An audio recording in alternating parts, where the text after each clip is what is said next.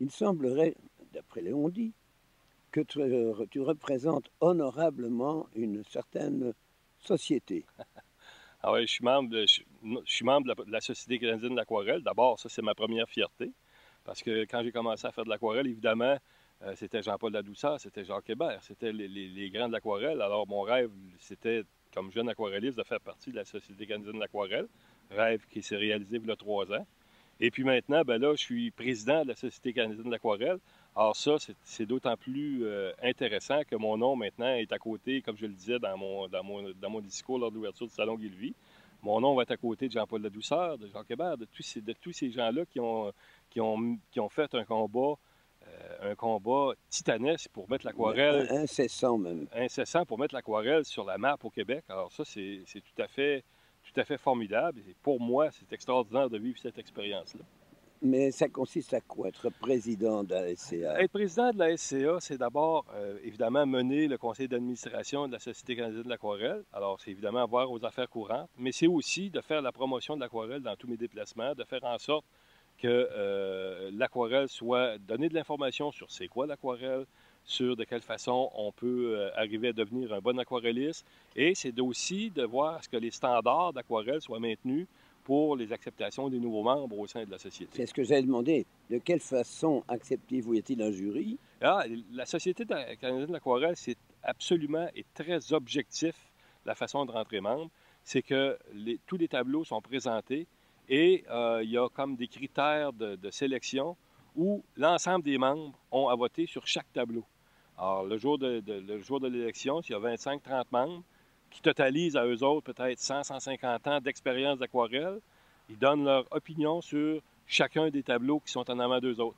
Alors, c'est tout à fait objectif, c'est tout à fait extraordinaire la façon dont ça se passe. Il ne peut pas y avoir de parti pris pour un artiste ou un autre en particulier. C'est vraiment très particulier. Votre table de critères, c'est quoi?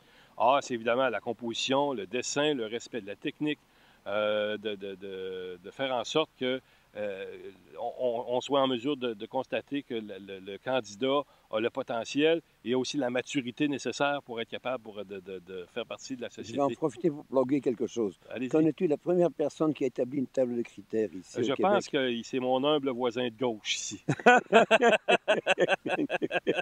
En effet, c'est en 78 que j'avais établi cette table de critères, après avoir durant 8 mois étudié 2000 ans d'histoire Oui, puis je de la pense aussi, peinture. si je ne me trompe pas, vous deviez ou vous allez donner une conférence sur le marché de l'aquarelle au Québec à la Société canadienne de l'aquarelle. Si ce n'est pas fait, ça devrait se Ça faire devait bientôt. être fait l'an dernier. Malheureusement, on a eu des problèmes, je ne sais plus Ah, lesquels. Et j'ai dit que j'étais toujours disponible de toute façon. à titre de président, c'est sûr que l'invitation est toujours sur la table. Alors écoute, tout ce qu'on peut te souhaiter, c'est quoi? De gagner ma vie comme aquarelliste au Québec. C'est ça que je veux. Une question encore. Oui. Es-tu représenté en galerie? Je suis dans quelques galeries. Malheureusement, le marché des galeries pour l'aquarelle, c'est assez difficile. Exact. En raison de la vitre. Alors, les gens, pour plusieurs raisons, soit pour l'éclairage immense qu'ils ont dans les galeries, ou soit pour les expéditions à l'extérieur, les galéristes hésitent à prendre l'aquarelle. Pour C'est les malheureux. vitres. Il n'y a pas beaucoup de débouchés pour nous, les Il y a aquarellistes en aussi une galerie. question d'autre chose que je connais à peu près de la galerie qui existe. Il y en a beaucoup actuellement. Lorsque j'ai commencé dans le métier, moi, en 58, quelque chose ainsi, il y avait approximativement entre 6 à 10 galeries d'art et beaucoup de boutiques à tableaux qui venaient de Taïwan. Et aujourd'hui, nous en avons à peu près 750 de galeries au Québec seulement, ce qui est beaucoup trop.